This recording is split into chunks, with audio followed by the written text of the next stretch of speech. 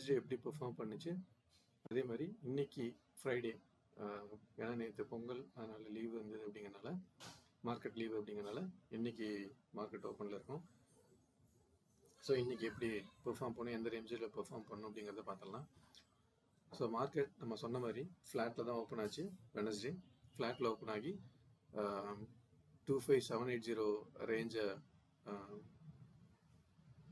Break out பண்ண முடியாமல் market 25743 மதியம் 1:15 மார்க்கெட் டவுன்ஃபால் ஆக ஆரம்பிச்சது.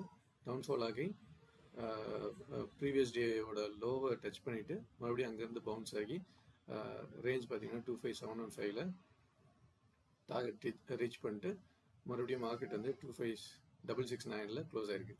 ஸோ இன்னும் நம்ம சொன்ன மாதிரி 25830 இன்னும் பிரேக் அவுட் பண்ணலை. ஸோ 25830 பிரேக் அவுட் பண்ணிச்சுன்னா மட்டும்தான் நம்மளுக்கு வந்து புல்லிஷ் ட்ரெண்டாக மாறும். அது வரைக்கும் மார்க்கெட் வந்து ஒன்றா சைட்வேஸில் இருக்கும். அப்படி இல்லை அப்படின்னாக்கா டவுன்ஃபால் ஆகிறதுக்கு இன்னும் சான்சஸ் இருக்குது. ஏன்னா ஒன் ஹவர் ஆர்டர் பிளாக்கு இன்னும் மிட்டிகேட் பண்ணாமல் தான் இருக்குது. 1 ஹவர் ஆர்டர் பிளாக்கை இன்னும் மார்க்கெட் வந்து மிட்டிகேட் பண்ணாமல் தான் இருக்குது. ஸோ நம்ம இன்னும் மார்க்கெட் எக்ஸ்பெக்ட் பண்ணுறதுக்கு டவுன்ஃபால் எக்ஸ்பெக்ட் பண்ணுறதுக்கு இன்னும் நிறைய சான்சஸ் இருக்குது.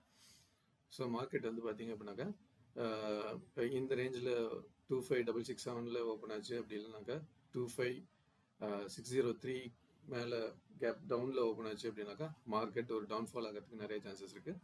ஸோ மார்க்கெட் வந்து டார்கெட் எங்கே ரீச் ஆகும் அப்படின்னு பார்த்தீங்கன்னா 25310க்கு டார்கெட் ரீச் ஆகிறதுக்கு நிறைய சான்சஸ் இருக்குது.